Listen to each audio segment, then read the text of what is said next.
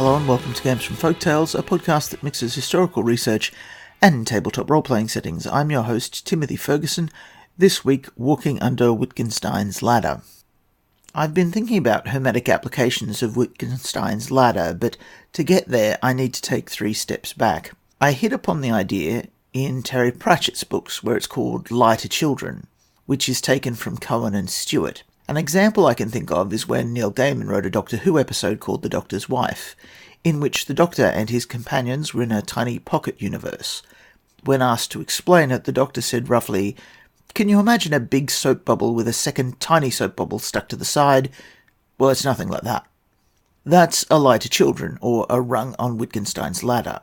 It's a lie in the strictest sense because it's a deliberate untruth, but its function is to teach a person sufficient that when they have more data, you can use that model to illustrate something which is more closely in line with the complexity of reality. Initially, I was thinking of this in terms of story. Imagine a few centuries ago, a magus completed some original research which had the effect that when you reach a certain score in Vim, let's say 12 for example, all spells in Vim become a magnitude easier, just because you've reached a point where you're no longer interacting with Vim through a limited conceptual model, a lie to children, but have actually grasped the material. Over time, people have performed additional research to make better lies for children, and so the score at which you reach this effect has fallen to 11. Just recently, a second magus has discovered a similar simplification and complexification at score 22. Now Magi of Bonasagus and Cream are really excited because they want to see if, when they finally manage to make the original effect fall to a score of 10, if it alters when new students hit the second realization. Will it stay unchanged at 22, drop 1 level to 21 so that the distance between the two is the same, or retain its place at double the lower score at 20?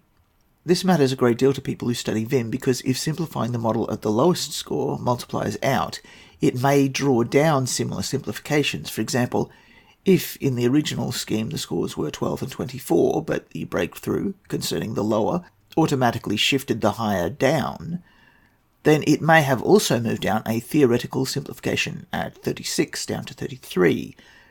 This means getting the lower score down to 10 might drag 2 undiscovered simplifications down to 30 and 40, which is within the theoretical range of a specialist. If fully integrated, this would allow Magi to cast spells 4 magnitudes more powerful before hitting the barrier that makes 10th magnitude spells rituals. For your own campaign, you can swap Viz out for any other art. I've used it here because there are so few PCs who specialise in it that a radical improvement in Vim won't much affect scores in the game. If this turned up, for example, in Creo or Terram, there would be a whole house throwing resources at the problem, which might give your Covenant a focus and funding. Even if your characters weren't interested in the research, they might handle the Covenant's daily business, while the researchers focused on the task. The ladder is probably also used in mystery cults. I know I've been critical of the choose-your-own buffet nature of ordeals in the current system. I think it pokes holes in the barrier between player and character knowledge. That being said, there's a concept in Buddhism which may explain this. It's upaya.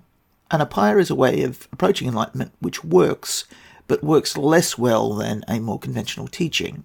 What counts as an upaya, and what counts as the best road, varies according to different schools. Nevertheless, this explains why you can get Buddhists to drink and fornicate to reach enlightenment, which clearly goes against the teachings of Gautama. For them, it's a lie to children that gets them to a point where they can eventually abandon it and go on to a better practice. Mystery cult laws may similarly just be a series of lies to children. The riddles in Zen are quite like this in a sense. The point is the mental state that the riddles guide toward. It's not the answers to the riddles themselves. There's a similar idea in Taoism that the Tao which is written is not the Tao.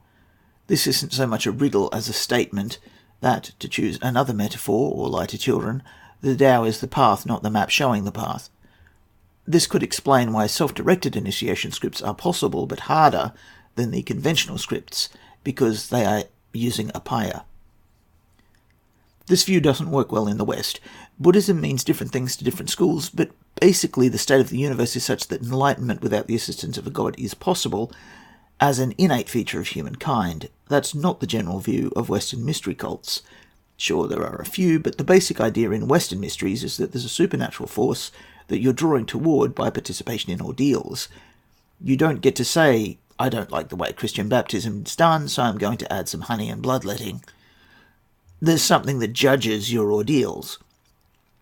That being noted, the Appiah model gives us a little bit of wiggle room in some of our cults, particularly those which are interested in powers innate to the human, rather than through service to an external spiritual force. Your saga may vary.